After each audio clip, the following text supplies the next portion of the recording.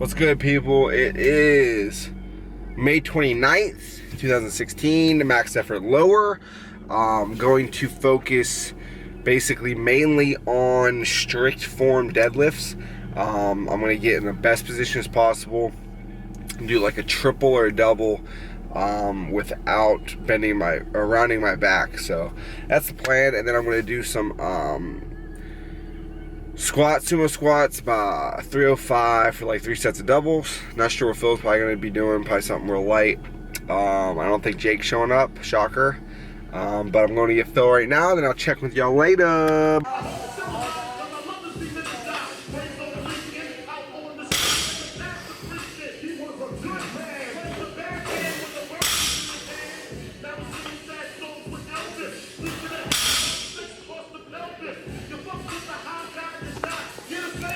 So my criteria for these strict form deadlifts for me is my hips shooting up first. My hips don't shoot up first, it'll be less back rounding than if they were, obviously. So I'm gonna work up to a double, keep watching the footage, make sure that my hips aren't rising, and then whatever I get, drop down to 80% of whatever that is, do some volume work with that, and then Phil brought up a good point, this guy, he's my coach now because he can't train, to do some tempo work, some like slower eccentric after the, what's the other part of the fucking lift? What is it? Concentric. Concentric. I'm a doctor, dude. Is what? Another thing is, one of his problems is his lockout.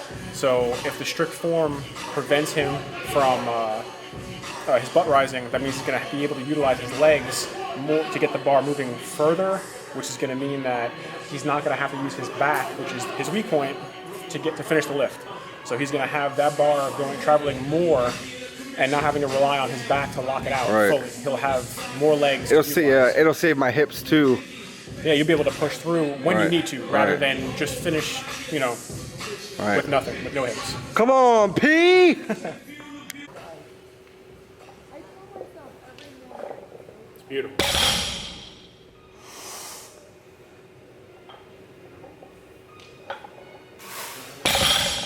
That feels really good. Like, I know it's only 225. But... Okay, so those two pulls right there are probably my best deadlift pulls I've ever done. The best position I've ever started in. Smoothest. I mean, it's only 225, but I realized something just now. I'm able to get in that position. See, mentally I was thinking, I can't even get into that, a good starting position like that, but that right there proves that I can. I just have to cut my ego and just say fuck it and just work it up. And then Josh Hancock, I'm coming for you, bro. So, max effort day for me, 95 pounds, as I've been doing. I'm gonna do like a 10 by 5, some squats, and then maybe do some like barbell rows, just some small movements to get my upper back worked. Lower back feels pretty good. I tweaked it, as you saw in the last video.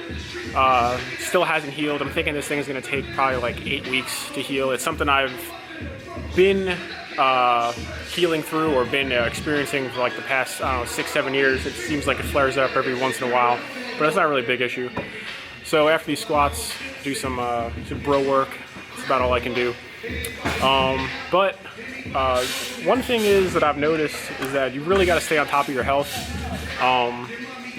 It's something I've noticed, since I've started this thing, when I used to be completely, look at this guy. See, that's how you stay on top of things right there. Right there, dude. They stay healthy. All right, but yeah.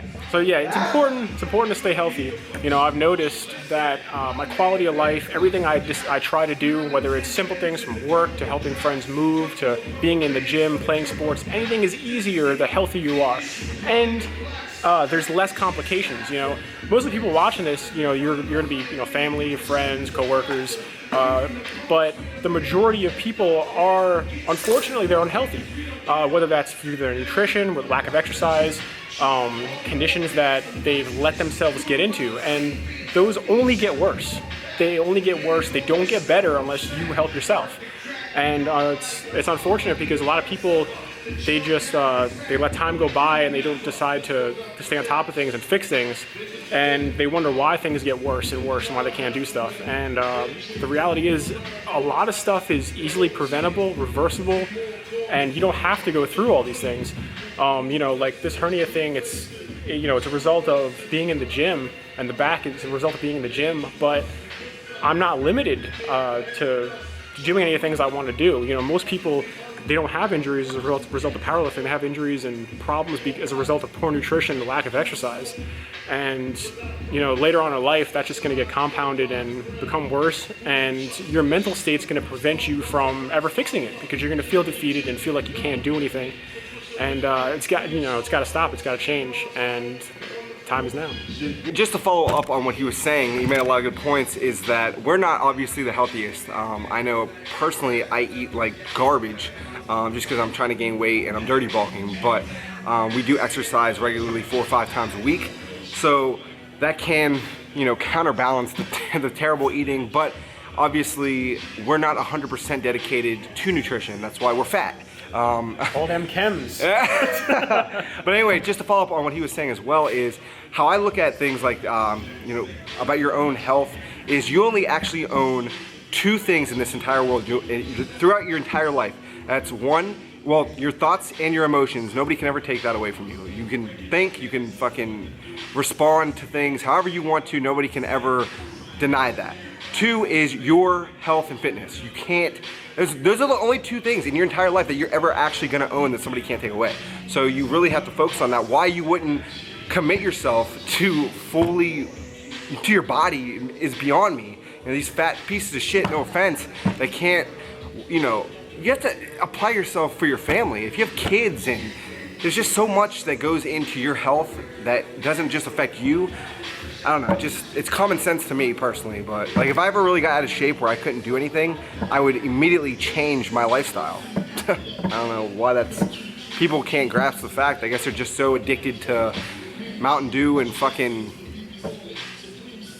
fast food, and they're addicted to not wanting to change and being sedentary. Yeah. You gotta make change. You gotta just go out and do whatever you gotta do to get whatever you want done.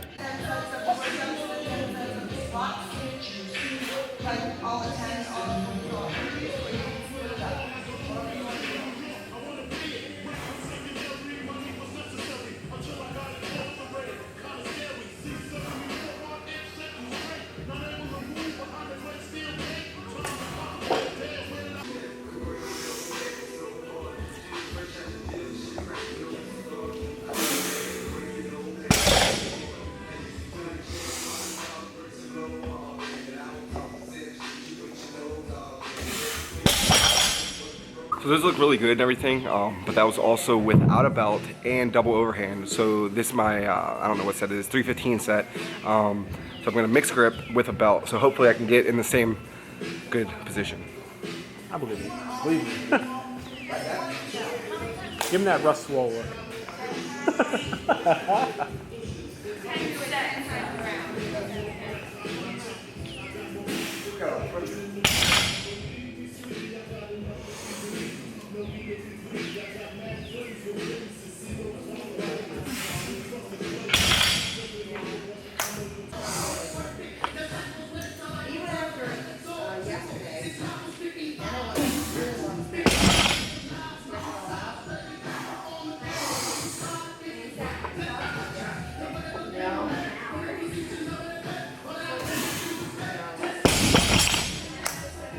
I'm gonna call it there 365. They were really slow off the ground. Felt pretty good. Had a little bit of mid-back rounding, but I think that's gonna happen just because it's just gonna happen. I don't really care about mid or upper back rounding, to be honest with you. Like I said, technically, when I put my 455, I'm sure everything was rounded. So with bad form, I can still lift a lot of weight, but I'm just trying to be optimal here, prevent injury, and get stronger with good form. So that's gonna be my max effort, and then I'm gonna drop down to 80%, whatever that is. Phil, he's my mathematician or math person. 295. Yeah, 295 for 3 sets of 5 or 5 sets of 3. Probably 5 sets of 3, because I don't know if I can handle that much volume.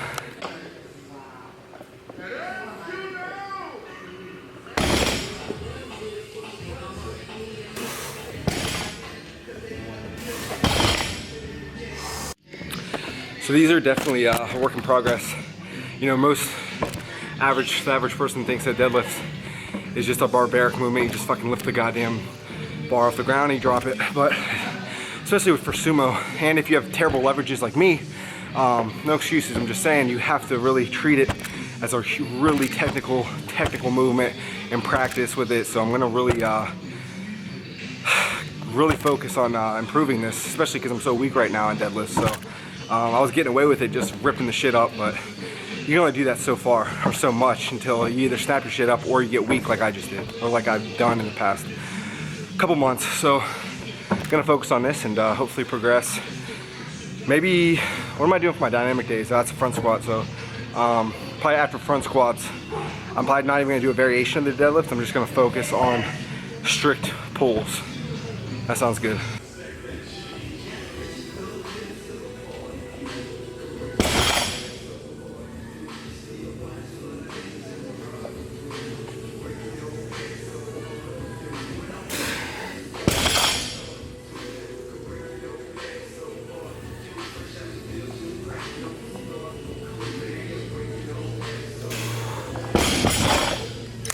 All right, so I was looking up this dude on Instagram. I don't know his name. It's like Leo Ren or something. He has really upright positioning on his deadlift, and I'm a visual learner, so if I see something, I try to apply it. So I just tried to do something different. I reset on each rep, as you saw, and that was the best 3 reps of deadlifts I've ever done in my life. So that might be my new starting position, new way of deadlifting. So I got one more set I'm gonna try out, and we'll see how it goes. And then I got squats that I really don't want to do.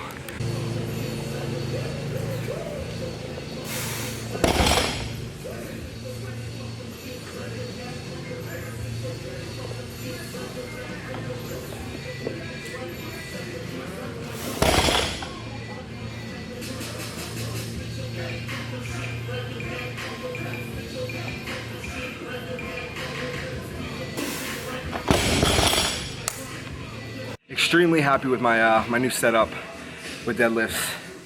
Thanks to Coach P, aka Coach Phil.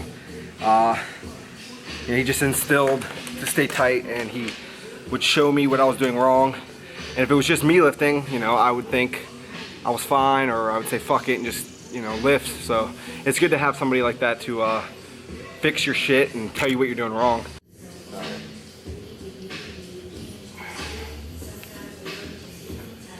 I think you're me. Alright, so this has been hugely a giant improvement on my ankle mobility. I've watched a lot of videos, and because I have really terrible ankle mobility, and this is one thing I pretty much took away from all of them. I do this before every squat session, and I think it's helped a lot. So done with 10 sets of 5 squats. Did 5x5 with 95 on barbell rows. Feel good. Did a couple conventional pulls with 95 just to get a little confidence back. This guy's about to do 305 for some doubles. But yeah, overall feeling really good. Happy to be back in the gym. What's your timetable for? Tell them what the timetable is for 100% repeat. 100%. I'm thinking probably like 8 weeks. 8 weeks at least to get comfortable with the deadlift. Probably another 6 weeks before I could start lifting about 80-90% or so of what I was. But I'm gonna take it slow though, just because there's no point in rushing it, and it's a good opportunity to build my work capacity from the floor up. Work a lot of we're gym lifters now. 315, right. 405 for reps, as opposed to just maxing out. It's definitely a different style of training than conjugate, but I'm gonna enjoy it, especially because it should help with fat loss. You know, definitely doing more than 3 reps a set, and I'll have a physique like this guy. You know. Yeah.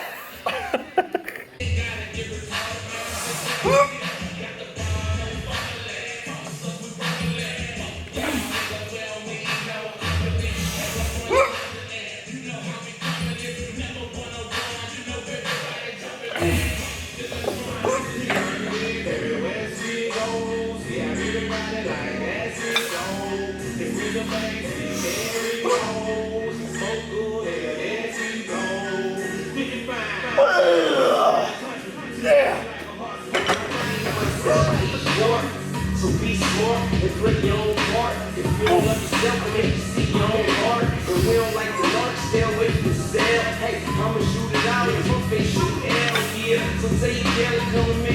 All right, so workout complete. Another great workout with Phil, even though he hasn't been able to do anything. He's been there mentally helping me out. I'm here for you. I know you are. Squats went well. I wouldn't even done that third set, honestly, if he wasn't here. My deads, I might have found the fucking perfect form for me. Looked really good. Yeah, best they've ever felt, so that's awesome. Yeah, I'm basically just gonna live through him for the next like two months. Yeah. Because I'm probably not gonna focus on deads at all. Let the back heal up. I just fucked around with some squats, some barbell rows. Feeling good. Plan is just recovery, heal up. And that's it. Just consistency, stay in here, and get back at it. That's it. I'm just gonna basically suck the gains right out of them. All right, like, comment, subscribe.